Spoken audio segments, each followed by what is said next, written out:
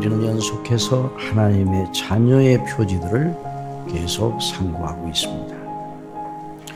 여러분, 사람의 눈으로 보기에는 예수님을 믿음으로 말미암아 그 사람에게 일어난 일이 별것이 아닌 것처럼 보일 수 있습니다. 이 세상에는 예수님 믿는 사람이나 믿지 않는 사람의 겉모습에는 별 차이가 없습니다. 삶의 조건도 똑같습니다. 그러나 하나님의 말씀인 성경에 따르면 사람이 사도들의 믿음대로 예수님을 향한 믿음을 가지고 곧 주님은 그리스도시요 살아계신 하나님의 아들이시라고 믿고 개인의 구주로 예수님을 영접하면 그 사람에게 너무나도 영광스럽고 엄청난 일이 일어난 것이라고 말하고 있습니다. 여러분, 이 세상에 일어나는 엄청나고 큰 일 가운데 예수님을 믿어 구원을 받고 하나님의 자녀가 된 일보다 더 큰 일은 없습니다. 어느 일도 그보다 더 가치 있고 더 영화로운 일은 없습니다. 정말 혁명적인 변화입니다. 살아계신 창조주 하나님과의 영광스러운 관계가 변화가 되죠. 그전에는 원수 관계죠. 하나님의 진노 아래 있었습니다. 하나님의 공의의 율법을 따라 정죄 아래 있어서 영원한 지옥 형벌 아래 있었습니다. 그런 인생의 실상을 하나님의 성령의 감동하심을 받았던 모세는 시편에서 뭐라고 말했는가? 아침에 피어 있다가 저녁에는 변바 되어 마르는 풀의 꽃에 비유하였습니다. 참 인생이 덧없고 허무하고 가련한 존재라는 것을 하나님의 사람 모세는 말하였어요. 본질적으로 보면 주께서 저희를 홍수처럼 쓸어 가시나이다. 저희는 잠깐 자는 것 같으며 아침에는 돋는 불 같으니라. 푸른 아침에 꽃이 피어 자라다가 저녁에는 변바되어 마르나이다. 우리는 주의 노에 소멸되며 주의 분내심에 놀라나이다.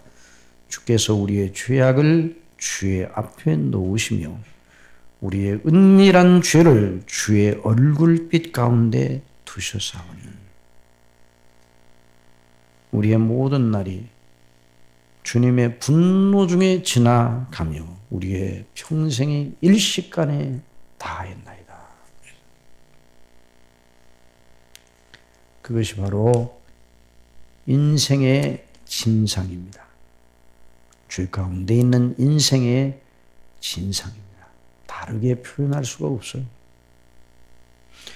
하나님의 무서운 진노, 그 불이 영원히 꺼지지 않고 그 하나님의 의분이 사그러지지 않고 계속 부어지는 곳이 지옥입니다. 죄 가운데서 회개치 아니하고 이 세상을 살다가 내쳐 세상의 삶을 마감하고 떠나는 모든 인생들을 위하여 이런 무서운 불못이 예비되어 있습니다. 그러니 인생이 무엇을 자랑하겠습니까? 이 문제가 해결되지 않은 상태에서 무엇을 자랑하며 이것이 인생의 행복이요 즐거움이요 기쁨이라고 말할 게 뭐가 있겠습니까? 그래서 전도서 기자는 그 인생의 헛됨을 생각하면서 헛되고 헛되며 헛되고 헛되니 모든 것이 헛되도다. 사람이 헤아리에서 수고하는 모든 수고가 자기에게 무엇이 유익한고 그렇게 탄식을 하였어요. 그러나 사랑하시는 성도 여러분, 주 예수님 안에 들어가면 상황은 전혀 달라지게 됩니다. 긍휼에 풍성하신 하나님께서 우리를 불쌍히 여기시어 당신의 아들 예수님 안에서 우리를 구원하실 뜻을 창세전에 세우시고 그 뜻을 따라 때가 참에 그 뜻을 이루시고 그리스도의 구속의 피로서 영원한 진노에서 우리를 건져 내셨습니다. 이것이 역사의 의미입니다. 이것이 저와 여러분의 인생의 가치입니다. 여기에 저와 여러분의 모든 것이 들어 있습니다. 그러니 예수님 믿는 사람들은 정말 범사에 감사할 큰 이유를 가지고 있습니다. 다른 모든 것에도 불구하고. 예수님의 피로서 죄를 씻으시고 그리스도의 의를 우리의 것으로 여겨주셔서 의롭다 하시고 그래서 죄와 그 죄의 책임에서 단번에 벗어나게 하셨습니다. 그러므로 누구든지 그리스도 예수님 안에 있는 자에게는 결코 정죄함이 없다고 말씀을 하셨습니다. 그리고 그 구속의 효력, 그리스도의 피의 효력으로 그 능력으로 십자가의 능력으로 죄의 오염과 그 영향과 세력에서 우리를 완전하게 벗어나게 하셔 하나님이 기뻐하시는 거룩하고 흠없는 그리스도의 완전한 형상을 본받게 하시려고 뜻을 세우시고 그 뜻을 그리스도 안에서 다 이루시기 위해 이미 원리적으로는 이루셨고 성령께서 우리 속에 그 은혜의 효력을 적용하여 나가십니다. 그래서 때가 되면 저와 여러분이 그리스도의 완전한 형상을 본받는 의인이 될 것입니다. 그리고 하나님 앞에 영광을 돌리며 영원토록 하나님의 그 교제의 대상이 되며 하나님의 이름을 찬미하며 은혜의 영광을 찬미하는 자리에서 있게 될 것입니다. 하나님이 미리 아신 자들로 또한 그 아들의 형상을 본받기 위하여 미리 정하셨으니 이는 그로 많은 형제 중에서 맏아들이 되게 하려 하심이라. 또 미리 정하신 그들을 또한 부르시고 부르신 그들을 또한 의롭다 하시고 의롭다 하신 그들을 또한 영화롭게 하셨느니라. 여러분 성경 말씀을 문자 그대로 믿으시기 바랍니다. 문자 그대로 믿어야 돼요. 예수께서 가라사대 나는 부활이요 생명이니 나를 믿는 자는 죽어도 살겠고 무릇 살아서 나를 믿는 자는 영원히 죽지 아니하리니 이것을 네가 믿느냐? 예수님께서는 당신을 믿는 자들을 가리켜 내 양이라 말씀하시면서 내 양은 내 음성을 듣나니 내가 저희에게 영생을 주노니 영원히 멸망치 아니할 터이요 또 저희를 내 손에서 빼앗을 자가 없느니라. 여러분 이 성경 말씀을 우리가 정말 그대로 믿는다면 우리가 가만히 있어서는 안 됩니다.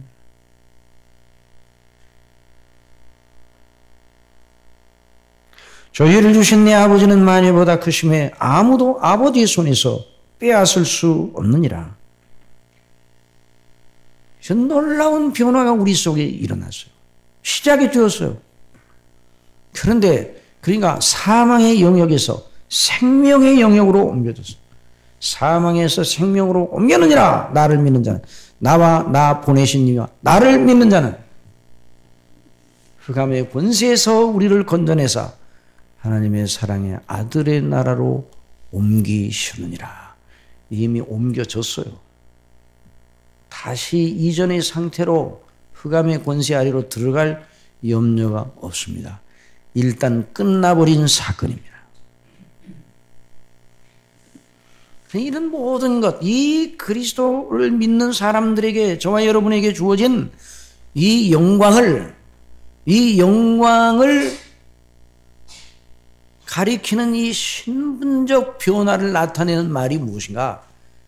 하나님의 자녀라는 말입니다. 따라합시다. 하나님의 자녀.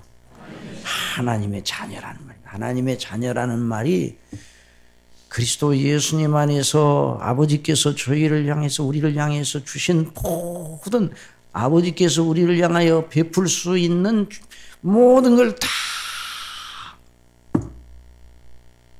담아서 우리를 하나님의 자녀로 삼아 주셔요.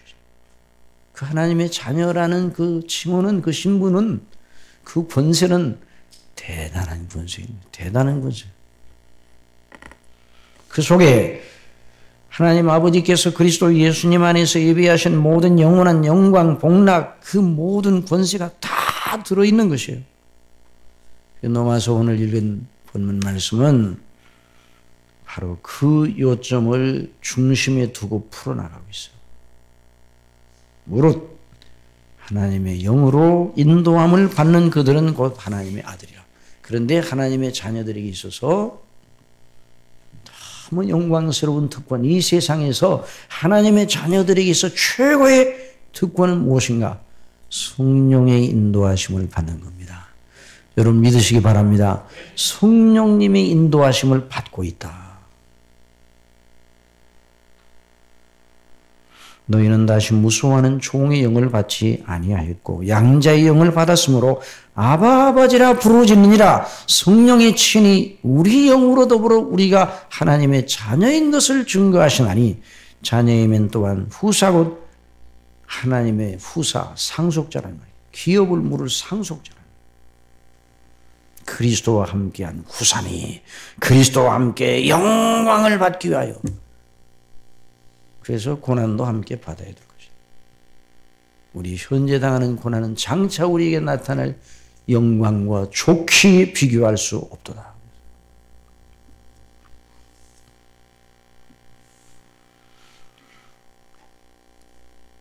본체로 하나님 아버지와 동등되신 우리 예수님과 신비로운 연합을 하여 우리가 그리스도와 함께 영광을 물려받는 상속자가 되었습니다. 이게 하나님의 자녀의 권세인 것입니다. 이 자녀를 위해서 예비하신 아버지께서 창세전에 당신의 이름을 두고 예비하신 그 놀라우신 영광은 사람의 수준에서 꿈꿀 수도 상상할 수도 없는 수준인 것입니다. 여러분, 그러므로 우리가 예수님을 믿는 건 늘 말씀드리지만 사람의 수준으로 믿는 게 아니에요. 누구 수준으로 믿는 거예요? 하나님의 수준. 우리가 어떻게 하나님의 수준이 되는가? 믿음으로. 우리 자신을 거기다 던짐으로. 기록된 바 하나님이 자기를 사랑하는 자들을 위하여 예비하신 모든 것 눈으로 보지 못하고 귀로도 듣지 못하고 사람의 마음으로도 생각지 못하였다 함과 같으니라. 그러니까 사람의 수준으로는 도저히 그 위에 올라갈 수가 없어요. 그래서 그 비밀을 우리에게 끼쳐주시고 믿게 해주시고 깨닫게 해주시고 받게 하시는 분이 누구신가? 누구십니까? 성령님이십니다. 오직 하나님이 성령으로 이것을 우리에게 보이셨나니. 그래서 오직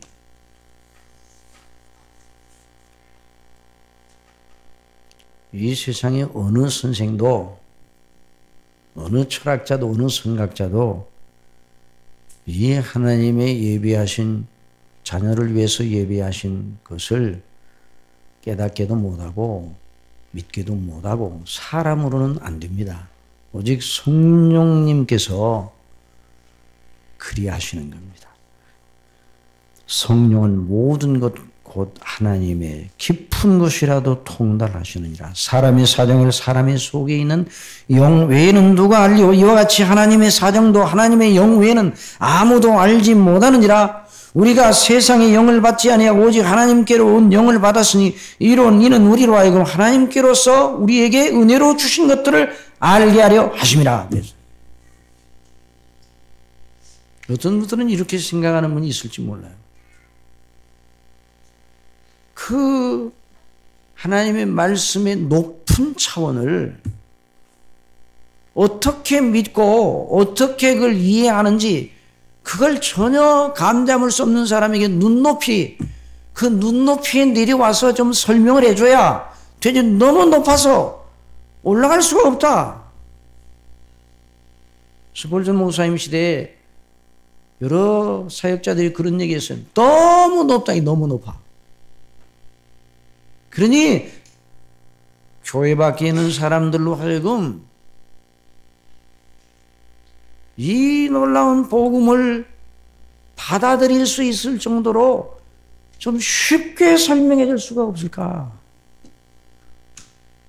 그리고 어려운 신학적인 용어 사용하지 말고 뭐 의롭다 하심 뭐 그런 말 그 믿지 않는 사람 잘 모른다 이 말이에요.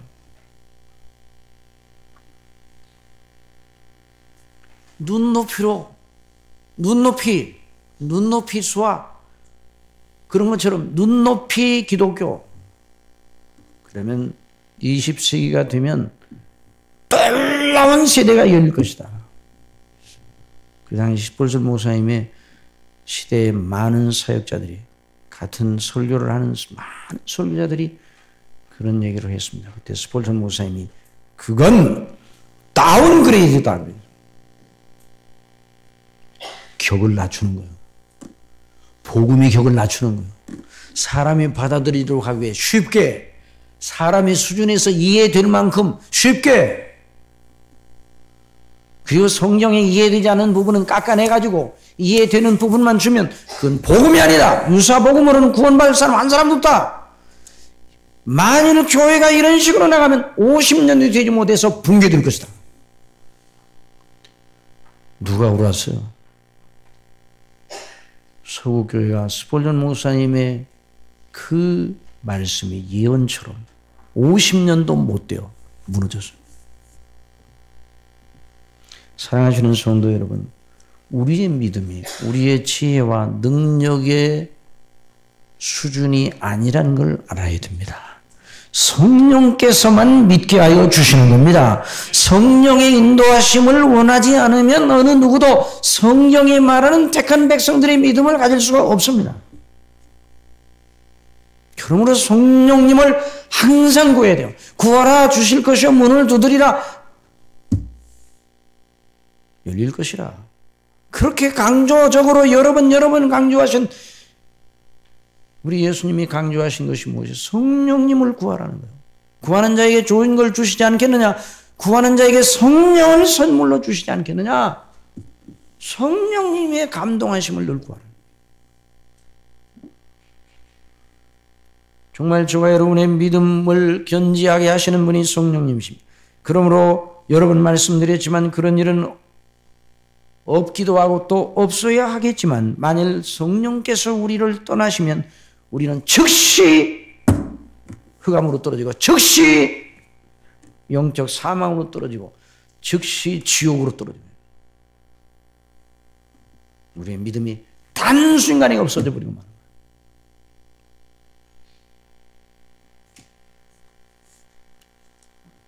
그런 일은 우리 하나님의 자녀들에게 일어나지 않습니다.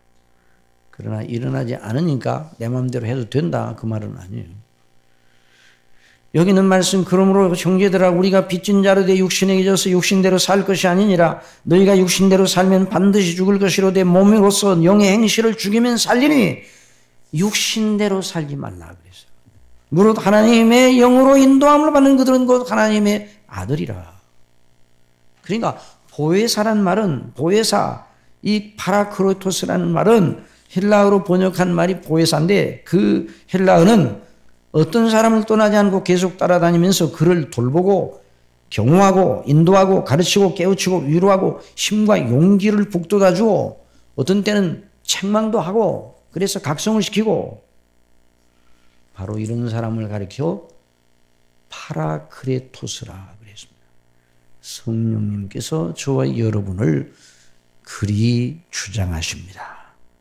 그래서 우리 성령님 보혜사 성령님이라 위로자 성령님이라 또 어떤 데는 영어 성령 티처라고 해서 티처 선생님이다.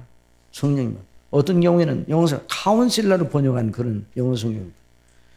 그러니까 우리 속에 이와 같은 놀라운 역사를 지금도 하시는데 그런 저나 여러분이나 우리가 믿음을 견지하는 건 성령님 때문에. 여러분 이런 말씀을 들으면 여러분에게 감동이 됩니까? 안 됩니까? 감동이 돼야 안 돼요? 대답을 안 하시네. 감동이 돼야 돼요. 우리 속에 성령께서 역사하시다. 하나님께서, 성령님이 하나님 아니세요? 하나님께서 우리 속에 역사하시다.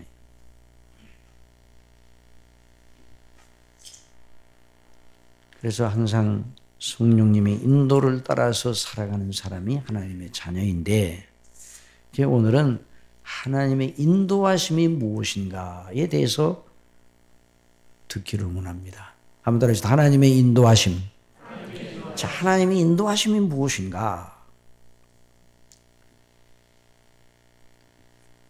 하나님의 인도하심을, 성령의 인도하심을 받는 자들은 하나님의 아들이라고 그랬으니까 하나님의 인도하심이 어떻게 나타나는가?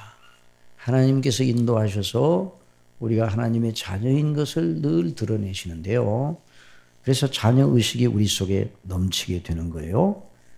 자, 우리가 이것을 알기 위해서는 우리의 영적인 실상을 잊어서는 안 됩니다. 우리가 예수님 믿고 하나님의 자녀가 되었지만 우리 속에는 성령님의 역사만 있는 것이 아니라 우리 인격에 영향을 미치는 또 다른 원리가 있습니다. 한번 따라해 봅시다. 죄의 법, 본성의 법, 육신.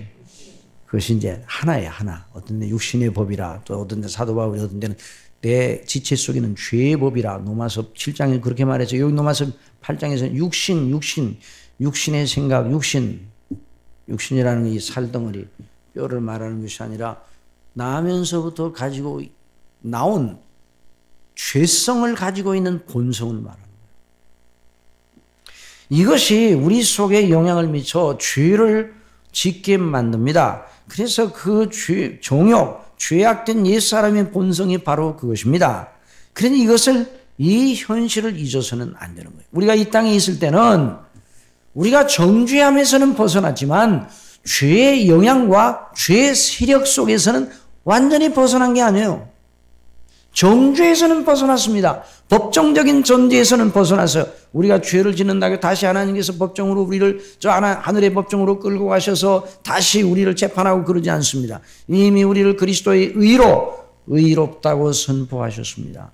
이런 이미 끝난 사실입니다. 이건 과정이 아닙니다. 이건 끝나버린 단회적인 사건이에요. 단회적인 완성된 사건이에요. 다시 의롭다 하심을 받을 필요가 없는 것입니다. 그렇긴 하지만 여전히 우리가 이 땅에 있을 동안에 하나님의 정죄는 받지 않지만 죄의 유혹을 받고 정욕의 유혹을 받고 사단의 시험을 받고 이런 일이 우리 속에 있단 말이에요. 여러분 실제 생활 속에 그렇잖아요. 그러니까 우리가 믿음 생활한다고 하는 건 우리를 견지하시고 날마다 인도하시는 성령님의 인도하심을 따라간다는 것인데, 그 말은 우리 속에 있는 하나님을 대적하는 옛사람의 원리와 싸우면서 나간다는 거죠. 그래서 사도 바울은 자기의 순례길을 선한 싸움을 싸우는 것으로 묘사했습니다. 아무튼 선한 싸움. 그래서 내가 선한 싸움을 싸우고 나의 달려갈 길을 달려가고 믿음을 지켰으니, 그래서 위에 오르는 나를 위하여 위에 멸류관이 예비되었다. 선한 싸움을 싸워야 돼요. 여러분, 이 영적인 실상을 모르면 실수를 하는 거예요. 어느 목사님이 그래요. 목사님 알았어요. 뭘 알아요? 목회가 뭐라는 걸 알았어요. 무슨 말씀이에요? 그렇게 오랫동안 목회를 하시던 분이 이제 살았더니 목회가 바로 그런 거라도. 뭐가 목회입니까? 우리 속에 두 사람이 있다는 걸 깨달았다니까요. 두 사람이 있다. 두 사람이라니 그랬대요. 우리 속에 성령의 소욕과 육신의 소욕을 말하는 거예요? 그렇다니까요. 그걸 알고 사람을 인도하고, 그리스도 밖에 있는 사람은 아예 육신의 원리 속에만 있는 사람이고, 그리스도 안에 있는 사람은 두 원리가 속에서 싸우니까 이 사람들이 어떻게 주님의 은혜 속에서 세상을 이고 가느냐, 그걸 가르쳐주고 증거하고 그리로 인도하는 것이 목회라는 걸 알았어요. 이제서 알았어요? 이제 알았다니까요. 그러나 이제 살았더라도 옛날부터 알았기 때문에 너무너무 영광이에요. 이게 바로 목회다. 그래서 하나님이 정말 귀하게 사랑하시는 목사님. 여러분, 그게 목회입니다. 그래서 하나님의 자녀가 우리 속에 대신 성령님의 인도를 따라가 그것만 있으면 완전 성자가 되겠죠. 그러나 그걸 반대하는 다른 세력이 있단 말이죠. 그래서 언제나 이 소신서들을 보면 죄와 싸워 이기라, 피 흘리기까지 싸우라, 그런 말씀이 있고, 여기 있는 말씀도 보면 로마서 8장에서 육신의 생각은 하나님과 원수가 된다 그랬어요. 자, 거기 있는 말씀 7절에 있는 말씀 다 같이 보세요. 7절 다 같이 봅시다. 시작. 육신의 생각은 하나님과 원수가 되는 이는 하나님의 법에 굴복지 아니할 뿐 아니라 할 수도 없습니다. 육신의 법, 육신의 생각, 바로 육신이라는 건 죄의 본성이에요. 그래서 사도 바울이 늘 성령의 인도하심을 따르는 법을 말할 때는 육체가 대적한다는 걸 전제를 하고 있어요. 그래서 갈라디아서에 보면 육체의 일은 현재 안에 이와 같은 것이고 성령의 열매는 이와 같은 것이다, 이렇게 말씀하고 난 다음에 이렇게 권면하고 있습니다. 만일 우리가 성령으로 살면 또한 성령으로 행할지니. 한번 따라해 봅시다. 만일 우리가 성령으로 살면 또한 성령으로 행할지니. 성령으로 행할지니라는 말이 영어 성경 NIV를 보니까 아주 재미있게 표현을 했어요. 이렇게 했어요. Let us keep in step with the Spirit. 그러니까 우리가 성령님과 보조를 맞추어 살자, 그렇게 말해요. 예? 스텝이도 성령님과 동행하며 보조를 맞추어 살자, 성령님의 인도하심을 따르라는 그 말이에요. 그러면 성령님의 인도하심을 따르는 것이 무엇인가? 이 실제적인 문제예요. 오늘 이 매우 실제적인 문제를 말씀드리니 여러분이 잘 들어야 돼요. 좀 시간이 가더라도 이 문제는 꼭 짚고 가는 문제예요. 왜냐하면 오늘날 성령님의 인도하심에 대한 너무 혼란이 많아요. 그리고 많은 사람들이 잘못된 길로 가고 있어요. 그래서 먼저 이것을 잘 우리가 알아야 돼요. 자, 성령님의 인도하심을 따른다.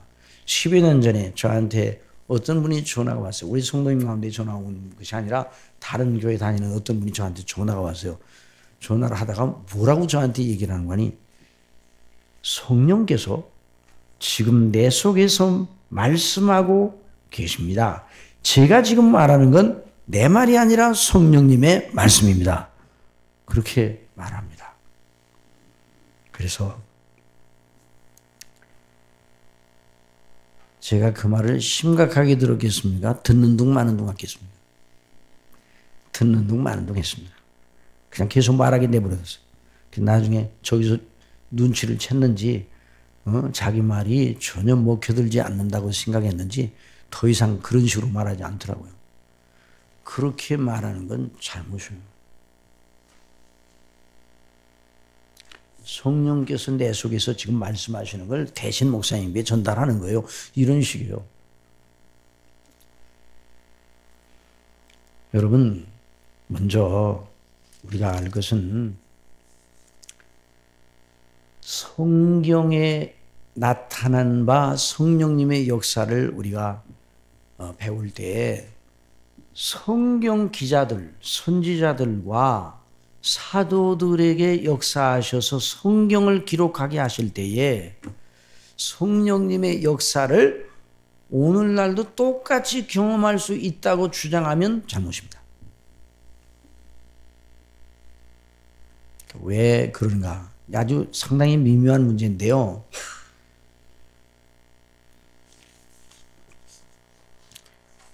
어떤 신학자는 이렇게 말했습니다. 오늘날도 신현이라는 건 하나님이 사람의 모습으로 나타나는 걸 구약에서 신현이라 그럽니다. 아브라함에게 사람이 나타났죠. 천사가 나타나는, 한참 지나면 하나님의 사자가 왔다고 그러는데 나중에 하나님이셔요.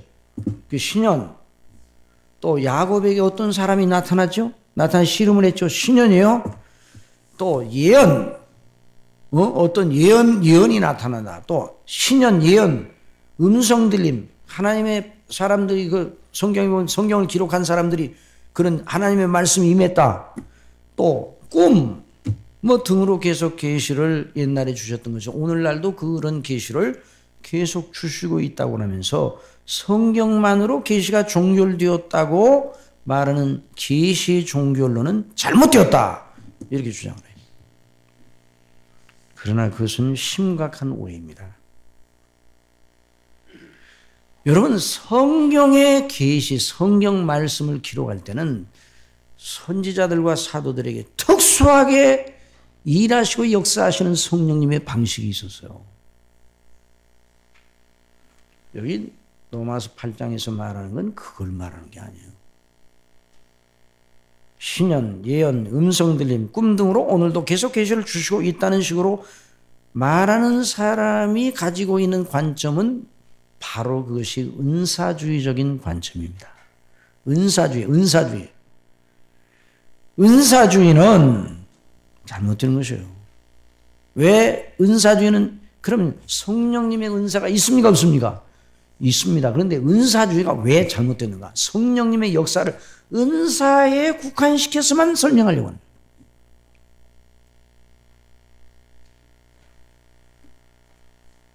은사는 직임과 일과 관계돼요. 일, 주의 나라의 일과 직임과 관계되는 거예요. 은사. 여러분, 일을 한다. 뭘 가지고 일을 해요? 집을 짓는다. 뭘 가지고 집을 짓습니까? 여러분, 집을 새로 짓는다. 그러면 처음에 뭐가 옵니까? 트럭터가 옵니다. 옛날에는 다 삽으로 팠지만 지금 트럭터가 와가지고 그거 다 지하를 땅을 파잖아요. 은사는 그와 같은 거예요. 직임에 따라 도구로 주시는 겁니다. 도구적인 거예요. 그러니 성경을 주실 때는 그런 은사도 강력한 은사를 하나님께서 특별한 은사를 주셨습니다. 그러나 성경이 완성된 이후에 각 신자들 속에 성령께서 역사하셔서 믿음과 관련되어 그 사람을 하나님의 자녀로 인도하시는 그것은 선지자들이나 사도들에게 역사하셨던 그 방식과 동일하게 역사하는 것은 아니에요. 그 구분을 해야 돼요. 은사주의는 성령님의 역사를 특별하게 은사에 치중하는 관점입니다.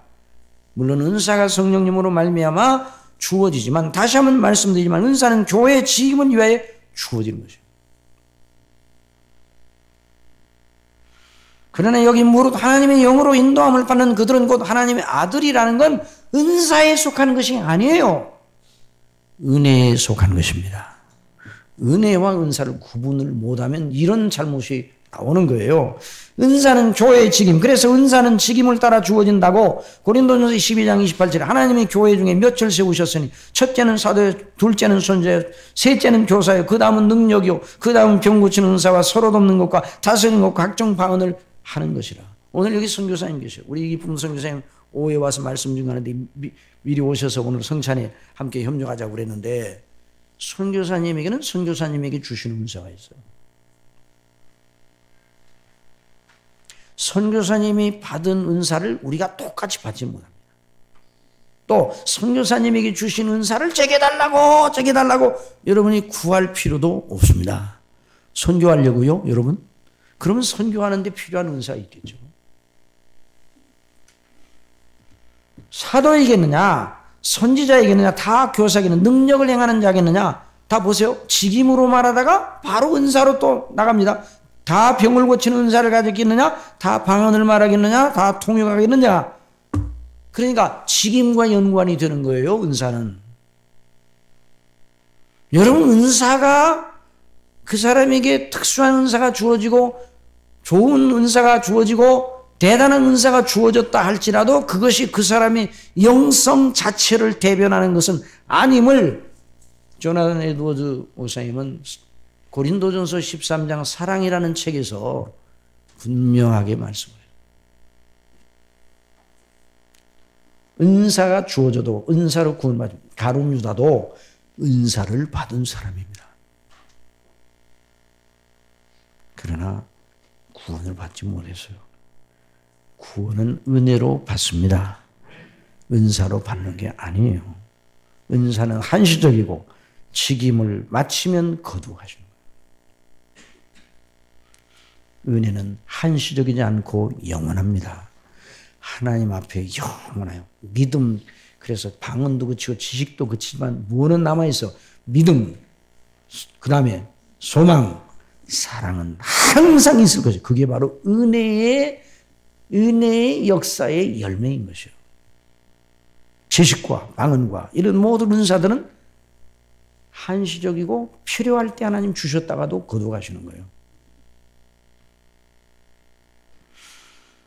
로마서에서 여기 말씀하시는 성령의 인도하심은 하나님의 자녀의 특성은 어떤 은사를 가졌느냐에 있는 것이 아니라 하나님의 자녀의 공통된 특성은 성령의 인도하심을 따라 은혜 가운데 살아가도록 하는 데 있는 것입니다.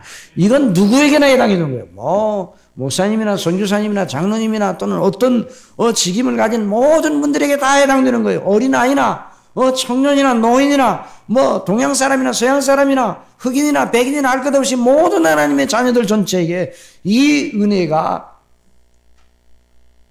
있어야 예수님을 바르게 믿는 거예요. 그러면 성령께서 이렇게 이 은혜를 중심으로 인도하시는데 어떤 방식으로 우리를 인도하신다 그랬으니까 첫째, 성령께서 우리를 주술적인 방법이나 무슨 감각의 신비로운 시인을 보내는 식으로 인도하는 그런 방식으로 인도하지 않습니다. 예를 들어 몸에 닿는 어떤 느낌, 들리는 소리, 무슨 냄새 등으로 신호, 표시적인 표적적 신호를 보내어 하나님의 뜻을 깨닫게 하는 방식으로 하나님의 자녀들을 인도하시는가? 전혀 아니에요. 특별한 그 사람이 어떤 사명을 주실 때 특별하게 말할 수 없는 신비로운 역사로 주장하시는 경우도 성경에 보니까 있어요. 하나님의 백성들이. 또 교회사에 보면 그런 것이 있을 수가 있고, 또 선교사님도 선교 현장에서 그런 일을 만날 수도 있어요. 그러나 그건 모든 사람이 공유하거나 또 항시적으로 있는 것이 아니에요. 그러니까 우리가 하나님의 인도하심을 받는다 그럴 때 무슨 이상한 뭐가 내게 오기를 바라는가 이렇게 하면 안 돼요. 여러분 생각하기를 하나님께서 직접 음성으로 들려주시고 그런 우리의 감각에 와닿는 식으로 하나님이 당신의 영광을 나타내면 퍽 좋을 것처럼 생각을 하지만 이미 이 방식은 출애굽기에서 사람이 감당할 수 없는 방식이라는 것이 결론이 나서요. 왜냐하면 모세 때 시내산에 성령께서 임하셔서 하나님께서 임하셔서 그 시내산에 두꺼운 구름이 흑운이 그리고 번개와 우레가 우레 소리가 나고 막 나팔 소리가 들리고 하나님의 음성이 들리고 하나님의 위엄과 영광이 드러나 백성들이 그걸 멀리서 봤어요. 땅이 진동하고 터가 움직이고 하나님의 위엄에 찬 그런 음성이 들리는 것 같은 이런 체험을 하였습니다. 그걸 겪어보던 이스라엘 사람들이 모세에게 하나같이 뭐라고 말하는 거니? 뭇백성이 우레와 번개와 나팔 소리와 산의 연기를 본지라 그들이 볼 때 떨며 멀리 서서 모세에게 이르되 당신이 우리에게 말씀하소서 우리가 들으리다. 하나님이 우리에게 말씀하시지 말게 하소서 그랬어요. 그런데 오늘 왜 이렇게 직통 계시를 받았다는 사람이 많습니까? 무슨 이상한 계시를 받아가지고 12월 17일 날 무슨 일이 일어난다 이렇게 얘기하는 사람도 있고, 그런데 교회사적으로 보면 날짜를 미리 말하면서 하나님의 계시를 받았다는 사람들이 거의 가짜였습니다.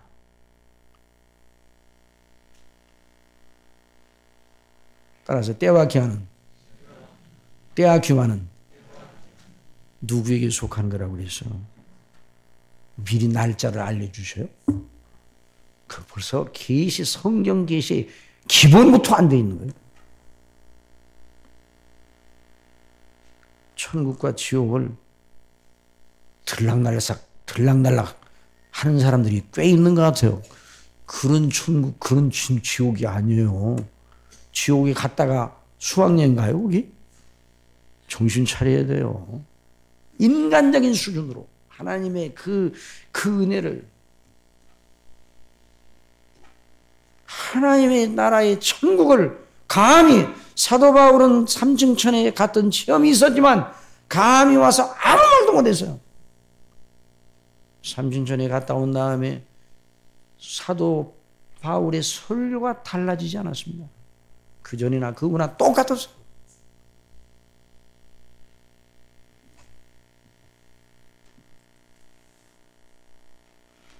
또 성령께서 우리를 인도하실 때 우리 인격을 묶어놓고 기계로 사용하시는 것처럼 딱 정지시켜 놓고 우리를 주장하지 않으십니다. 그렇지만 내 성령론이 잘못된 게 바로 그거예요. 기계적으로 우리를 딱 묶어놓고 열중셔 대놓고 가만히 있어라. 하나님께서 행하셔. 흔히 이제 홍해를 가를 때 너희들이 가만히 있어서 하나님의 행하시는 일을 보라.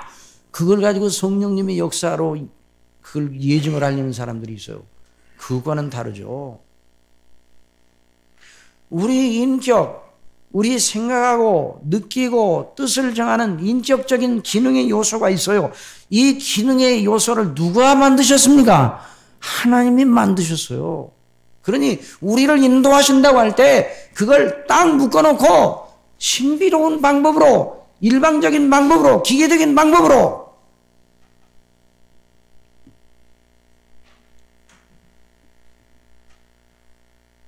그렇게 하시지 않는 거예요.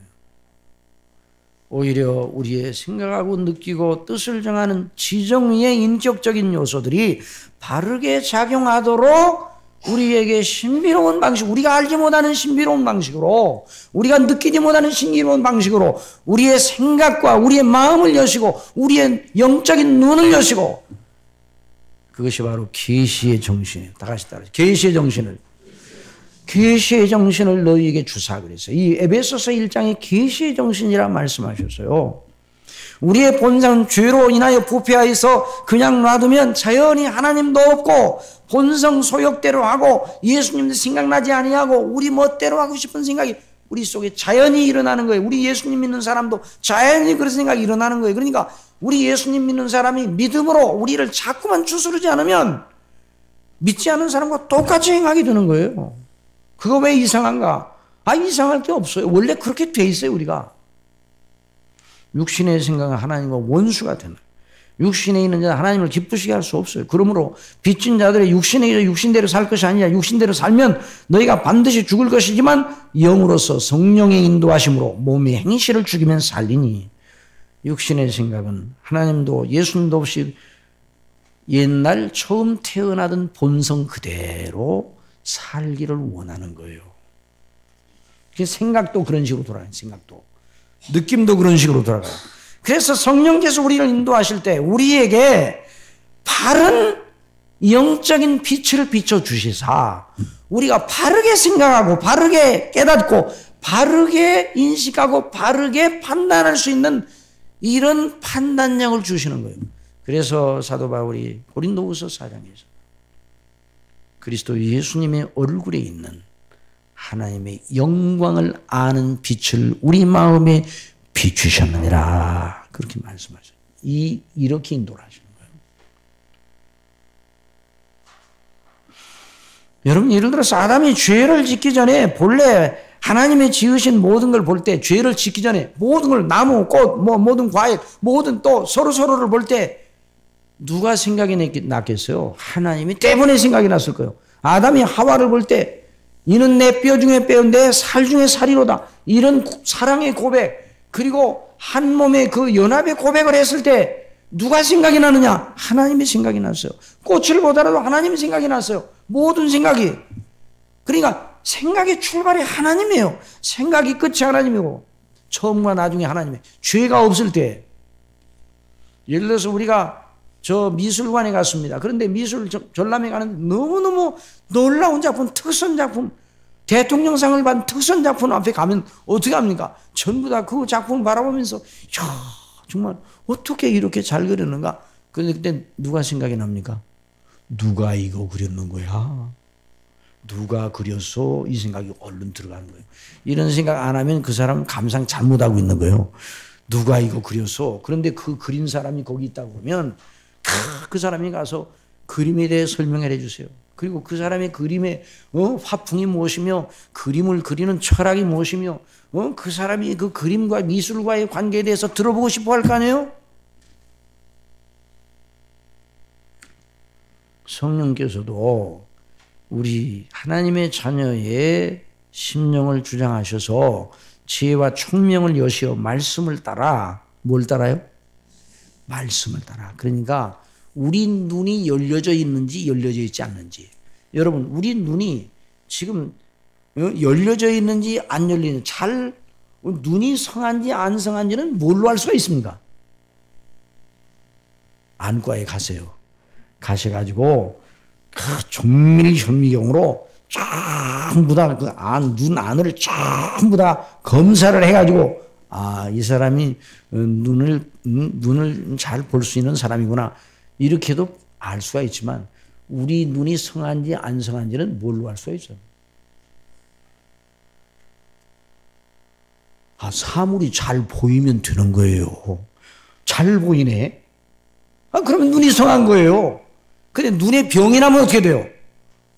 눈곱이 끼고 희미해지고 희미해지고 상이 분명하지 못하고 눈이 나빠졌다. 눈이 나빠진 걸 어떻게 알아요?